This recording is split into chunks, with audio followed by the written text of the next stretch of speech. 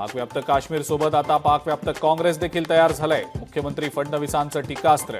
काही पक्षांचे नेते इतके वेड्यासारखे बोलतात की त्यांच्या अकलेला व्हायरसनं करप्ट केल्यासारखं वाटतं। फडणवीसांचा घणाघात। वैष्णवी हगवणेच्या पती, सासू आणि नंडेला 14 दिवसांची न्यायालयीन कोठडी। शिवाजीनगर कोर्टाचा निर्णय।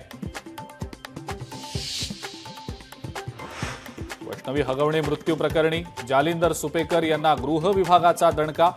नाशिक, छत्रपती संभाजीनगर आणि नागपूर या 3 कारागृहांचा उपमहानिरीक्षक पदाचा अतिरिक्त कार्यभार काढला।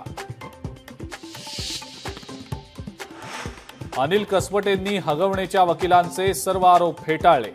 विषयाला कलाटणी देण्यासाठी वैष्णवीच्या चारित्र्याबाबत चुकीची वक्तव्य।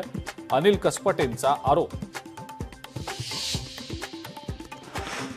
राज्यामध्ये पुन्हा विक्रमी परकीय गुंतवणूक। देशाच्या 40% गुंतवणूक एकट्या महाराष्ट्रात। मुख्यमंत्र्यांनी एक्सवर पोस्ट करत दिली माहिती। समुद्राचं पाणी पिण्यायोग्य होणार। समुद्राचं खारं पाणी गोड करण्यासाठी मनोरी इथं निक्षारीकरण प्रकल्प उभारला जाणार। मुंबईतील पाणी टंचाईचा प्रश्न सुटण्याची आशा। उपमुख्यमंत्री एकनाथ शिंदेंकडून वारकऱ्यांना दिलासा। वारकऱ्यांना मिळणार विम्याचा लाभ। वारीत सहभागी होणाऱ्या वाहनांना मिळणार टोल माफी। सरकारी फाईल आता हरवणार किंवा जळणार नाही। 1 जूनपासून ई फाईलची सक्ती। महाराष्ट्र शासनाचे महत्त्वाचे आदेश। वादाच्या भोवऱ्यात अडकलेले धनंजय मुंडे आता मनशांतीकडे वळले। धनंजय मुंडे इगतपुरीच्या विपश्यना केंद्रात दाखल। गोकुळ अध्यक्ष निवडीबाबत कमालीची गुप्तता। अध्यक्षाचं नाव उद्याच बंद पाकिटातून संचालकांसमोर ठेवलं जाणार। मंत्री हसन मुश्रीफ यांची माहिती।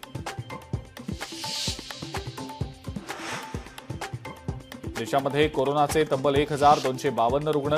केरळमध्ये सर्वाधिक 430 नवे रुग्ण तर महाराष्ट्रात 383 रुग्ण। 6 जणांचा मृत्यू। महाराष्ट्र एटीएस कडून 3 गुप्तहेरांना अटक। पाकिस्तानसाठी हेरगिरी करत असल्याच्या आरोपांखाली अटक। आरोपी ठाण्यातले रहिवासी असल्याची प्राथमिक माहिती।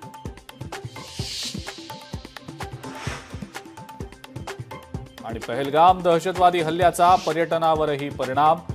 परदेशी पर्यटकांची जम्मू काश्मीरकडे पाठ। 2026 मधली अनेक बुकिंग्ज रद्द।